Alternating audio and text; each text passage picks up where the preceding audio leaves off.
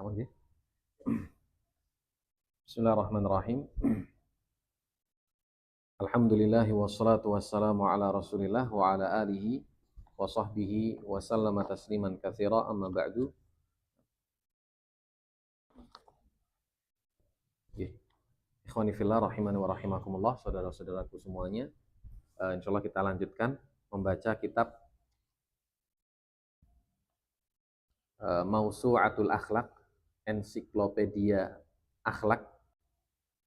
Tapi kita cuplik dan kita ambil bab tentang adabur ra'isi wal mar'us. Adabnya seorang pemimpin atau kriteria-kriteria seorang pemimpin dan yang dipimpin. Dan dalam hal ini khususnya itu terkait dengan perusahaan dan lain sebagainya. Bukan terkait dengan pemerintahan. Kalau pemerintahan dalam kitab Mausu'atul Akhlaq ini ada sendiri. Qala al-hadiya asyar, karakter pemimpin yang ke-11, al-hazmu wa quwwatus syakhsiyah. Seorang pemimpin seharusnya memiliki sifat yang tegas dan memiliki prinsip kepribadian yang kuat. Berprinsip dan berkepribadian yang kuat. Allah kata beliau, al-hazmu lughatan. Al-hazmu secara bahasa adalah dhabtul insani amrahu. Seorang insan itu dapat mengendalikan setiap urusannya. Dapat mengendalikan setiap urusannya. Wal akhdhu fihi bithiqah, dan bisa menanganinya dengan penuh keyakinan.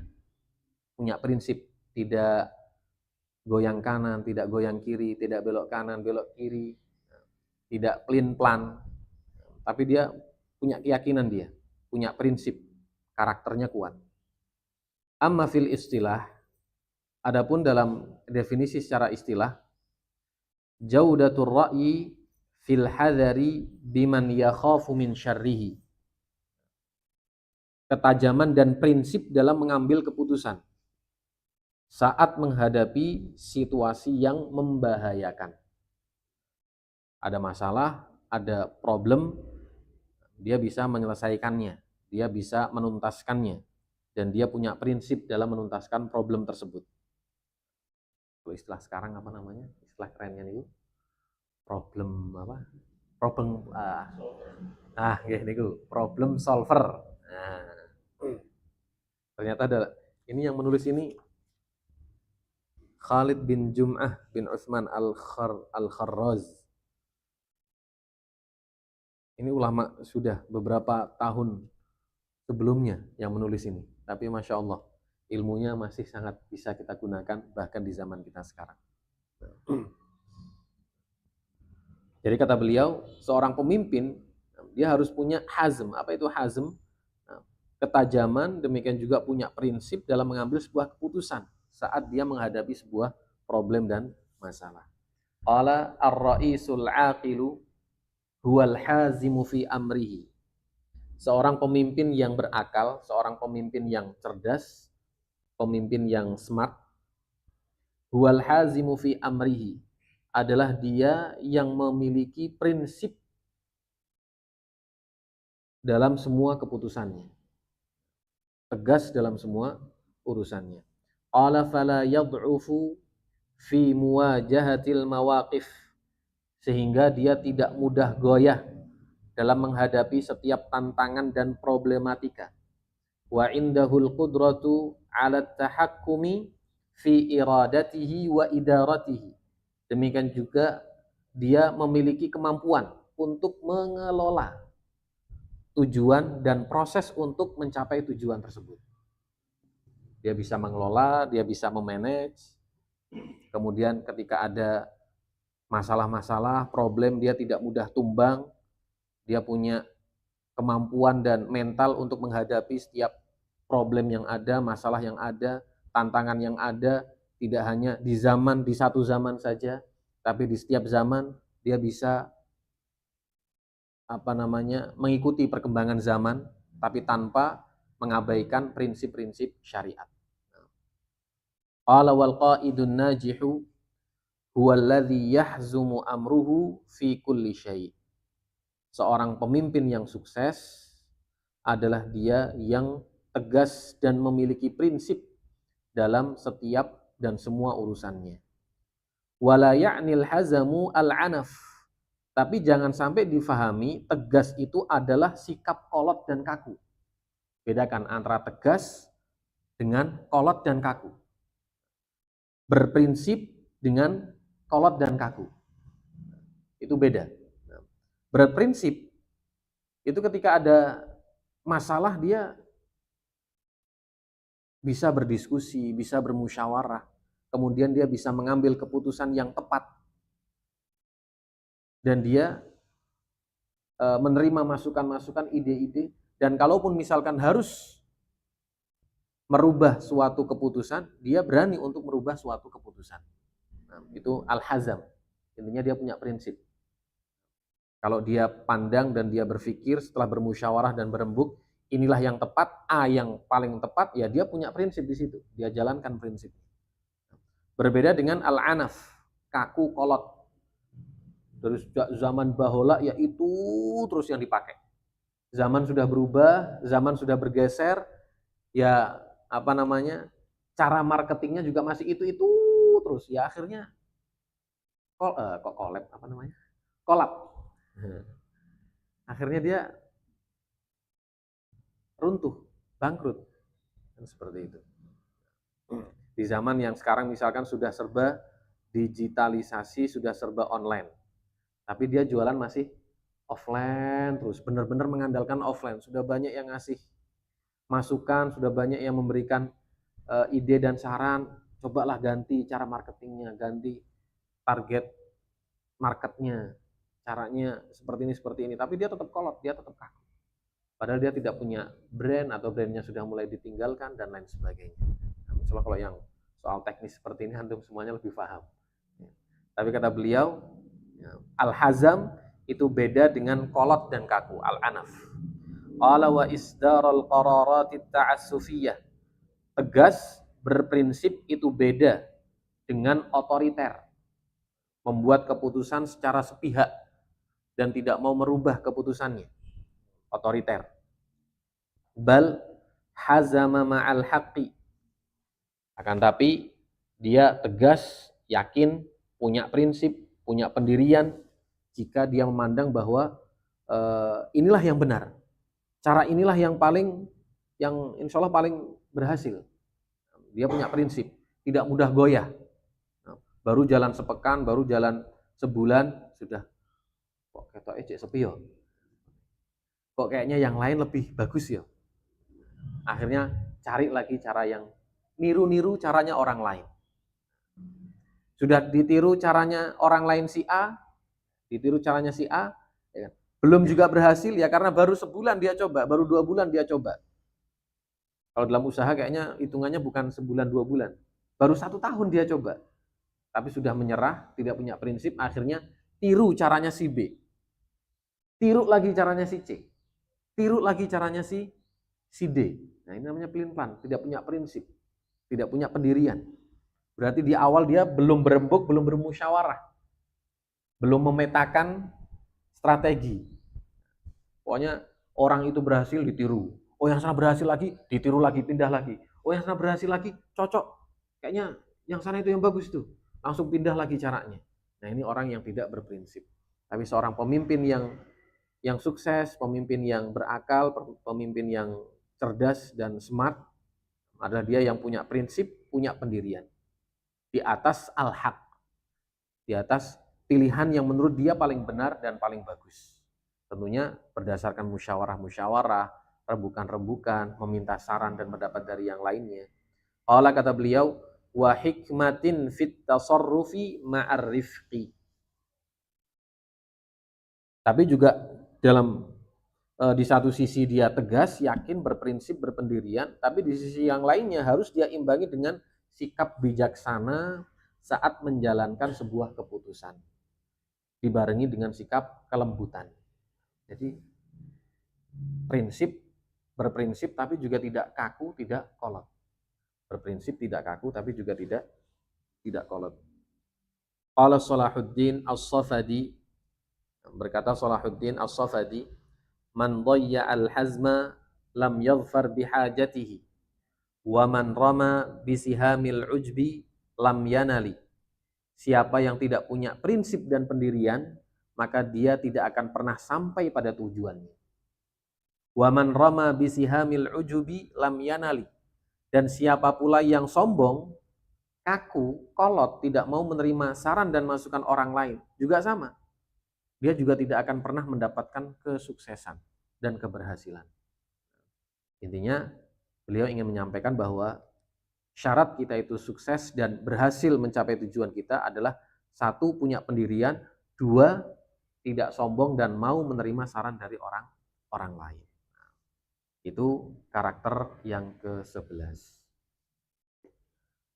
Qala rahimahullah, ats-tsaniya asyar.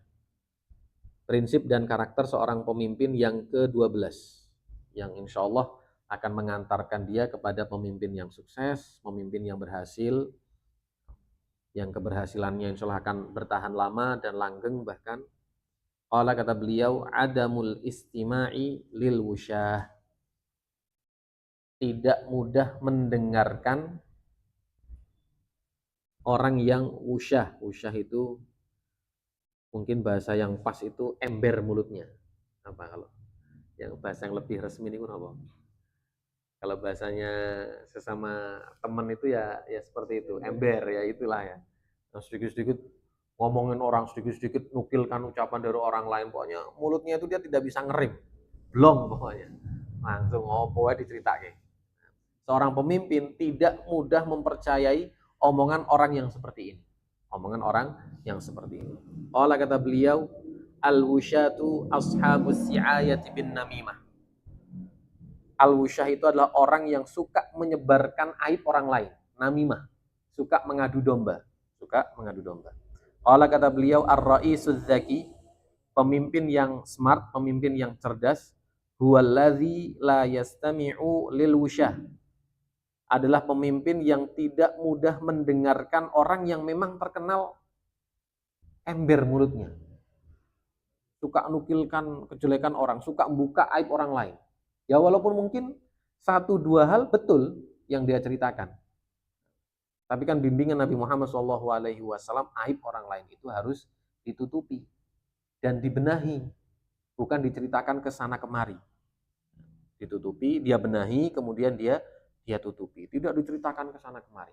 Itulah bimbingan Nabi Muhammad SAW. Nah, pemimpin jangan sampai orang kepercayaannya adalah orang yang seperti ini.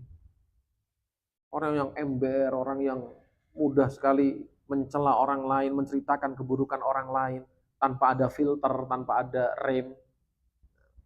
Alladzina yanquluna kalaman nas lil idrari bihim. Yaitu orang-orang yang mudah sekali menukilkan ucapan orang lain dalam rangka untuk merusak keadaan, merusak suasana, merusak kondusivitas. Wa iqa'il adawati bainahum, untuk menimbulkan permusuhan di antara mereka. Ingin menciderai dan mencelakai orang lain. Ingin mengusir temannya sendiri bahkan. Teman seperjuangan, teman seangkatan. Dia ingin itu menjadi kepercayaan si bos. Akhirnya suka jelek-jelekkan teman-temannya di hadapan si bos. Semuanya dia dijelekkan. Biar dia itu nanti dipilih jadi kepercayaannya dan lain sebagainya.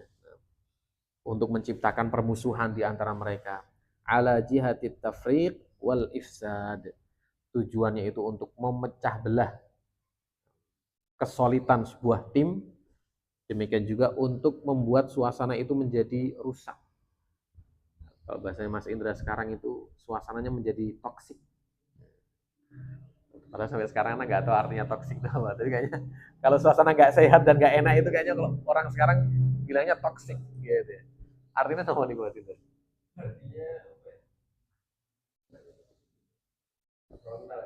Frontal. Pokoknya intinya gimana?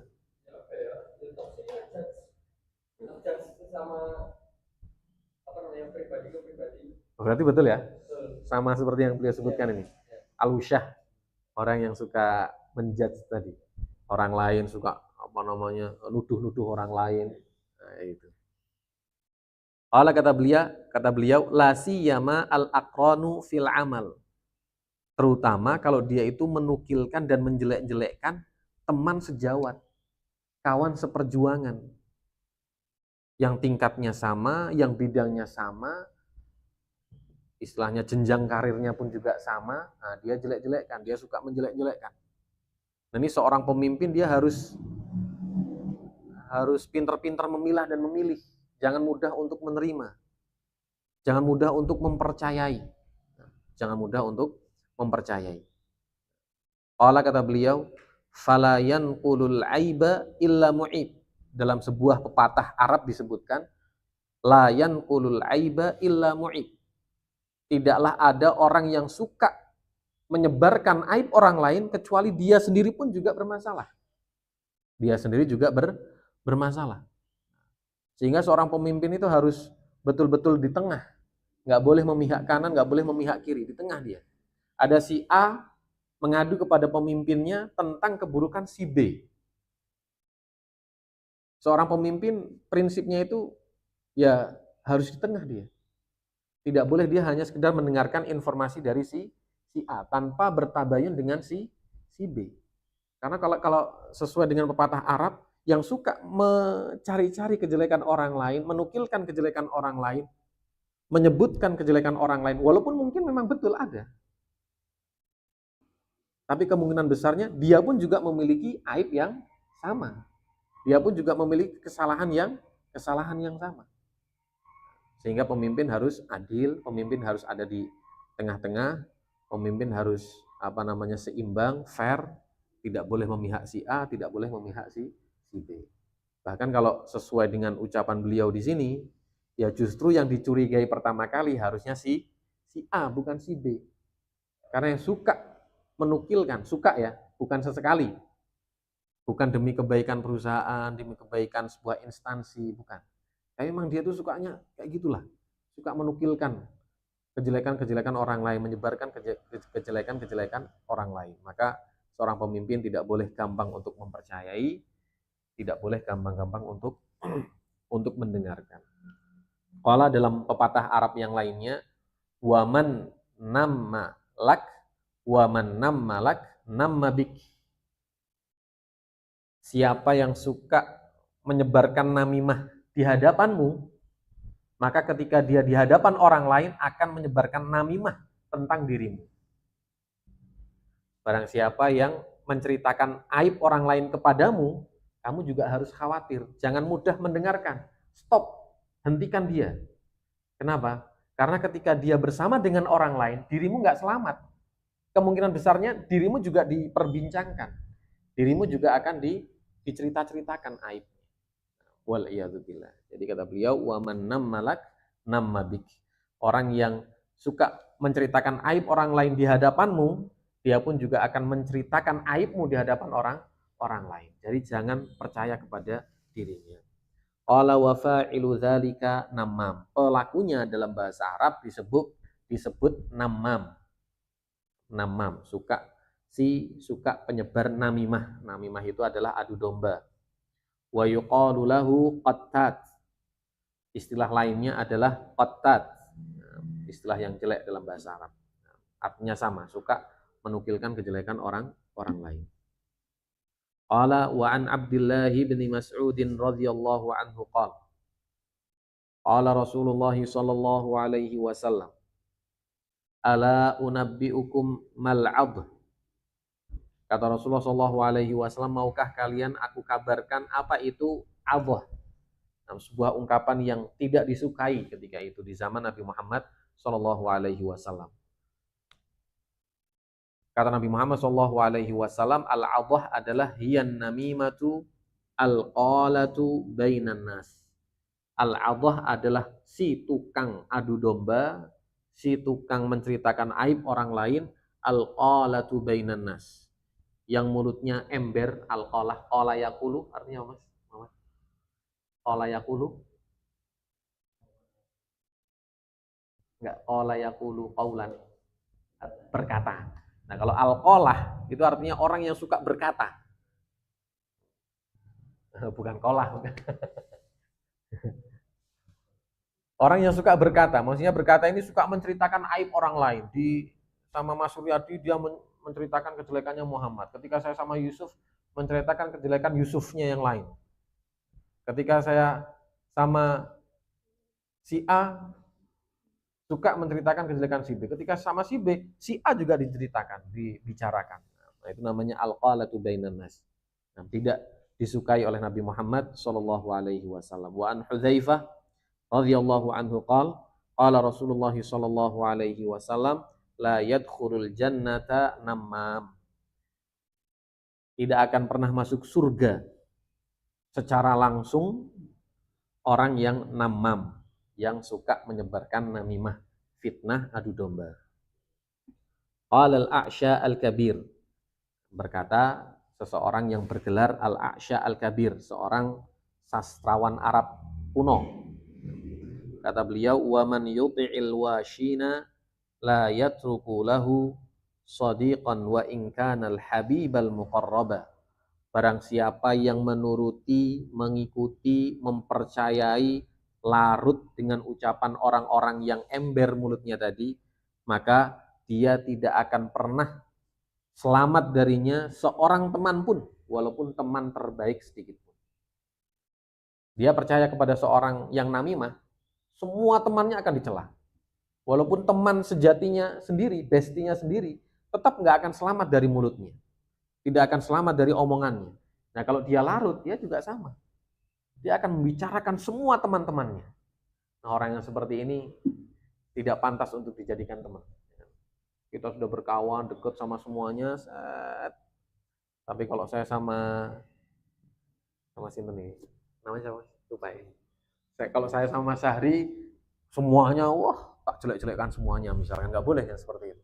Pas saya sama Hashim misalkan, wah semuanya, termasuk Mas Syahri, yang tadi kayaknya tuh kita ngobrol sudah semalam suntuk ini, seolah-olah kita bestie. Ya, ya. Tapi pas malam berikutnya pas saya sama Hashim, wah semuanya kena, termasuk Mas Syahri.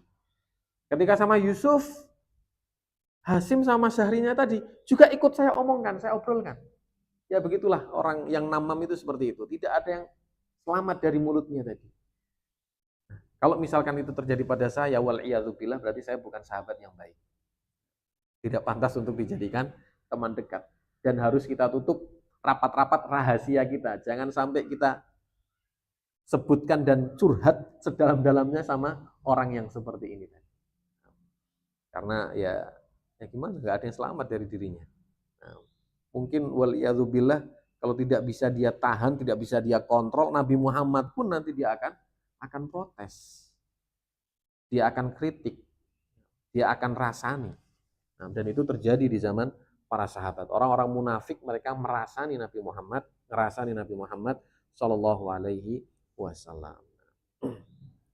Wa qala akhar, penyair yang lainnya berkata, la taqbalanna namimatan bulightaha. Jangan kau terima berita namimah, berita fitnah, berita aib yang disampaikan kepadamu. Wa tahaffadhanna minalladzi anbakaha. Jagalah dirimu dari berita namimah yang dia bawa. Innalladzi ahda ilaika namimatan. Sesungguhnya orang yang menyampaikan namimah fitnah orang lain kepadamu, sayanummu anka bimithliha qad hakaha, akan membicarakan tentang dirimu dari apa yang telah dia dengarkan darimu. Dia cerita orang lain, akhirnya kita larut. Oi, yo aku kaki tahu karo DE pas boncengan. Nah, dia tuh seperti ini. Ra nyaman aku karo DE. Nah, kepucut. Harusnya rahasia yang kita simpen, kita tidak srek sama si fulan, kepucut kita sampaikan ke dia. Nah, dia ketika ngobrol sama Mas Udin bilang, kita ngomong sama Sudin, loh, kayak gini rasa karo kowe lho. Nah, itu. Pas kowe tahu to boncengan karo Malvino, tahu to? Ini bukan mengadu domba ya, ini contoh aja. bukan enggak. Cuma contoh aja. Saya ngobrol sama Malvino, sama si A, jangan contoh nama lah. Saya ngobrol sama si A, menceritakan kejelekan si B. Si A keperucut dia menyebutkan namanya sama saya misalkan. Akhirnya saya sampaikan kepada si B ketika pas ada kesempatan. Oh ternyata si A kira seneng karo kowe lho. Pas neng pom bensin kae, pas neng angkringan kae. Sudah diceritakan semuanya. Akhirnya hubungan antara si A dengan si B jadi jelek, buruk. Padahal awalnya sudah sama-sama dipendam. Sama-sama ditutup-tutupin. Bukan sebuah masalah yang besar, cuma masalah sepele. Cuma gara-gara si namam, akhirnya ya tadi masalahnya menjadi besar, masalah menjadi rumit, akhirnya tadi ruang kerja, lingkup kerja menjadi toksik, menjadi suasananya nggak enak, nggak nyaman, nggak sehat, ya sudah. Nah, seperti itu. Jangan percaya kepada si tukang fitnah, si tukang namimah. Nah, wallahu taala alam bisawab. Satu karakter lagi. Qala ats-tsalitsata asyar. Kriteria dan karakter pemimpin yang ke-13. Qabulun nasihah. Menerima nasihat, saran, kritik, ide dari orang lain. Yang penting diterima dulu. Jangan ditolak mentah-mentah. Diterima, kemudian diolah. Dirembuk bareng-bareng. Ini ada saran, ini ada masukan. Bagaimana ini baiknya? Kira-kira kita tetap sesuai dengan program yang sudah kita rencanakan di awal atau mungkin perlu kita rubah. Karena ada masukan seperti ini dan seperti ini. Pemimpin yang baik, pemimpin yang sukses adalah ketika dia mau menerima saran dari orang lain. Walaupun itu mungkin karyawannya sendiri, bawahannya sendiri, stafnya sendiri. Qala wa an Tamim ad-Dari radhiyallahu anhu qala qala Rasulullah sallallahu alaihi wasallam ad-dinun nasihah. Nabi Muhammad bersabda, agama itu hakikatnya dan intinya adalah nasihat. Saling mengayomi, saling menasehati, saling mengingatkan. Karena manusia tempatnya salah. Kalau kita tidak diingatkan oleh orang lain, ya kita akan terus-menerus dalam kesalahan. Karena yang melihat kita, yang melihat kesalahan kita, melihat jalur kita apakah tetap di atas jalurnya ataukah sudah berbelok, itu adalah orang lain. Kadang-kadang kita nggak tanpa sadar ternyata sudah belok jalurnya. Tapi karena diingatkan oleh orang lain, afwan mas, jalurnya sudah belok nyenengan tanpa nyenengan sadari. Akhirnya bisa lurus lagi. Qalu liman ya Rasulullah? Agama itu nasihat. Nasihat untuk siapa wahai Rasulullah sallallahu alaihi wasallam? Qala lillahi. Nasihat itu untuk Allah Subhanahu wa taala, wali kitabihi untuk kitabnya, wali rasulihi untuk Rasulullah sallallahu alaihi wasallam, wali a'immatil muslimina wa ammatihim, untuk pemimpin-pemimpin kaum muslimin dan untuk keumuman kaum muslimin. Walaupun nanti ada rinciannya masing-masing, tafsirannya masing-masing. Nasihat untuk Allah itu seperti apa? Nasihat untuk kitab itu seperti apa? Nasihat untuk Rasul itu seperti apa? Nasihat kepada pemimpin itu bagaimana? Nasihat kepada keumuman kaum muslimin itu bagaimana? Tapi intinya, selama kita beragama Islam, maka prinsip kita harus menerima nasihat. Karena agama Islam adalah agama yang saling menasihati, saling mewasiati. Qala kata beliau, al-muwaffaqu man yaqbalun nasihah. Pemimpin yang diberi taufik, pemimpin yang ditakdirkan oleh Allah Subhanahu wa taala mendapatkan kesuksesan adalah mereka yang mau menerima nasihat orang lain, saran dan kritikan dari orang lain. Wal mar'u mahma samat akhlaquhu fahuwa bihajatin ila nasihah. Seseorang setinggi apapun akhlaknya, semulia apapun kedudukannya, sepinter apapun kecerdasannya, fahuwa bihajatin ilan nasihah. Tetap dia butuh masukan dan nasihat dari orang lain. Lalu apa itu nasihat? Fan nasihatu hiyal kalimatut thayyibatu. Nasihat itu adalah kalimat yang baik, al khalisah, yang tulus, qaulan wa amalan, baik dengan ucapan maupun dengan tindakan. Tapi intinya baik dan tulus. Ya, kita harus senang sama orang yang seperti ini. Dia menasehati kita karena menginginkan kebaikan dari diri kita. Wa badlul juhdi fi islahil mansuh. Nasihat juga itu adalah usaha yang sungguh-sungguh agar yang dinasehati itu menjadi baik, yang dinasehati itu menjadi sukses, yang dinasehati itu menjadi berhasil. Jadi itu nasihat. Niat dan iktikad baik dari teman kita, dari kawan kita. Qala war-ra'isul aqilu, pemimpin yang berakal, pemimpin yang cerdas dan smart, man yaqbalu nasihatal khair, adalah pemimpin yang mau menerima nasihat dan saran dari orang lain. Litashihil masar, untuk mengevaluasi masar itu perjalanan dia agar bisa dievaluasi, bisa diperbaiki dan lain sebagainya. Qala kana Sufyan ats-Tsauri yaqul, Al-Imam Sufyan ats-Tsauri kalau tidak salah beliau ulama dari zaman tabi'ut tabi'in, muridnya tabi'in. Berarti mbah gurunya sahabat. Kata Sufyan ats-Tsauri, dulu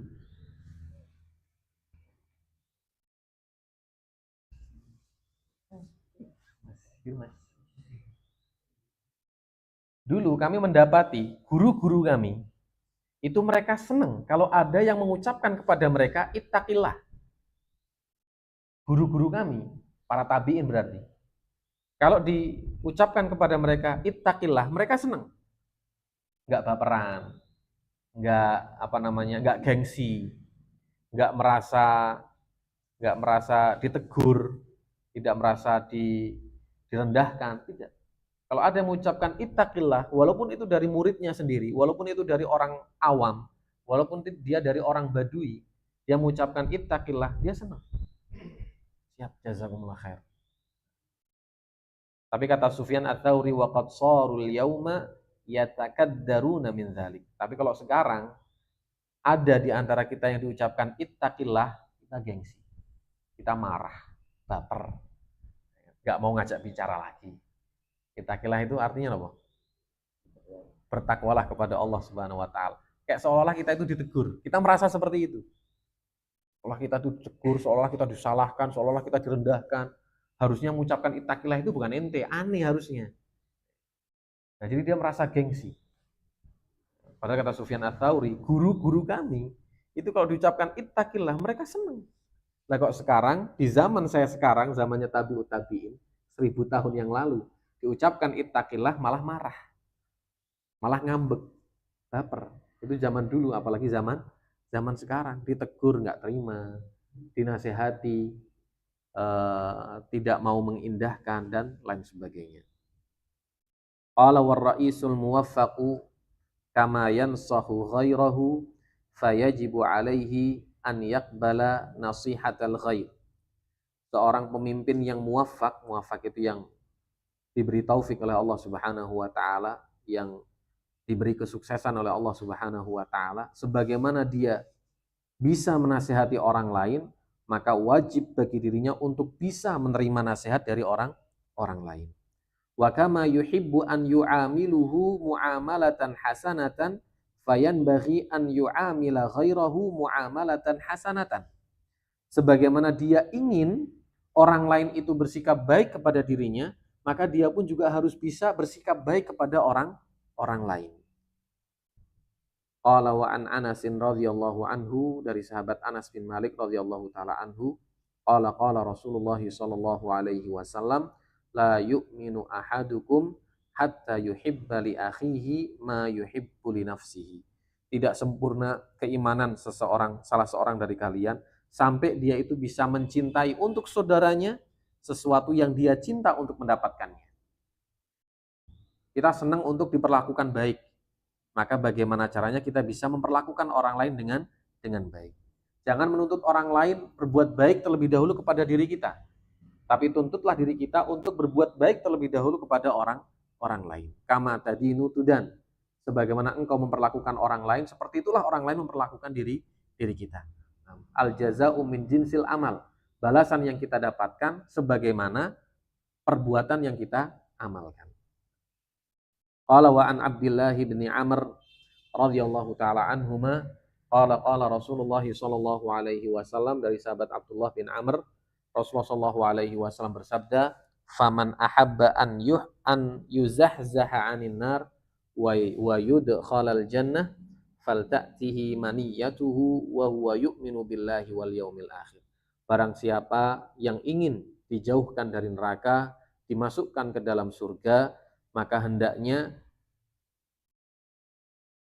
keadaan dia saat meninggal dunia dalam keadaan beriman kepada Allah dan beriman kepada hari akhir. Itu syarat yang pertama. Syarat yang kedua, wal ya'ti ilan nasil ladzi yuhibbu an yu'ta ilai.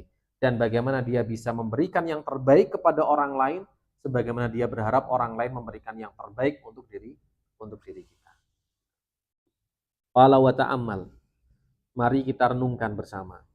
Kaifa dzammallahu subhanahu alladzina yu'amiluna al-ghair ala aksi ma yuhibbuna an yu'amilu bihi. Bagaimana Allah Subhanahu wa taala mencela orang yang suka orang lain itu memperlakukan baik dirinya, tapi dirinya nggak mau memperlakukan orang lain dengan baik juga. Dia berharap bahwa kalau dia berbisnis dengan orang lain, dia tidak dicurangi, dia tidak ditipu. Tapi dia kalau berbisnis sama orang lain, dia justru menipu. Dia justru curi-curi kesempatan. Nah, itu tidak dicela oleh Allah Subhanahu wa taala. Qala ta'ala, Allah Subhanahu wa taala berfirman, "Wailul lil mutaffifin." Celaka, sungguh celaka bagi orang-orang yang curang. Yang apa nanti bahasanya? Mas Indra kayaknya nanti yang mengistilahkannya bisa lebih tepat barangkali. Orang mutaffifin. Mutaffifin itu ditafsirkan dalam ayat yang berikutnya, alladzina idzaktalu 'alan nas yastaufun. Kalau dia itu membeli barang dari orang lain, ditimbang barangnya, dia betul-betul istilahnya mewanti-wanti si penjual. Pokoknya nggak boleh curang loh ya, nggak boleh curang loh ya. Dia tuh sampai teliti betul, cermat. Nah, iki sik tak teliti sik. Apa jenenge timbangane iki bener apa ora iki? Diteliti, bener-bener dia teliti. Wa idza kaluhum awwazanuhum yukhsirun. Tapi kalau giliran dia yang menimbang, dia dengan sengaja mencurangi pembelinya. Timbangannya diotak-atik, dikasih pemberat. Kemudian buah yang dia jual itu sengaja yang di atas itu yang bagus-bagus, yang di bawahnya ternyata yang jelek-jelek. Nah, ini kata Allah Subhanahu wa taala ciri-ciri orang mutaffifin. Orang yang apa ini Mas Indra? Kalau untuk dirinya dia cermat. Enggak mau dia dicurangin. Tapi kalau untuk orang lain sengaja dia mencurangi. Toksik tadi ya, betul ya? Bola. Nah, munafik. Munafik. Mutaffifin kalau dalam bahasa Al-Qur'an. Ala yazunnu ulaika annahum mab'utsun. Apakah mereka tidak mengira bahwa mereka nanti akan dibangkitkan dan dimintai pertanggungjawaban oleh Allah Subhanahu wa taala. Nah, wallahu taala alam bisawab. Itu karakter dan prinsip pemimpin yang ke-13, yaitu qabulun nasihah, menerima nasihat, saran, ide, kritikan dari orang lainnya. Nah, barangkali demikian. Wallahu taala alam bisawab. Kita cukupkan, kita lanjutkan pada pertemuan yang akan datang bismillah taala. Subhanakallahumma bihamdika asyhadu an la ilaha illa anta astaghfiruka wa atubu ilaik. Walhamdulillahirabbil alamin. Tafadhalu barakallahu.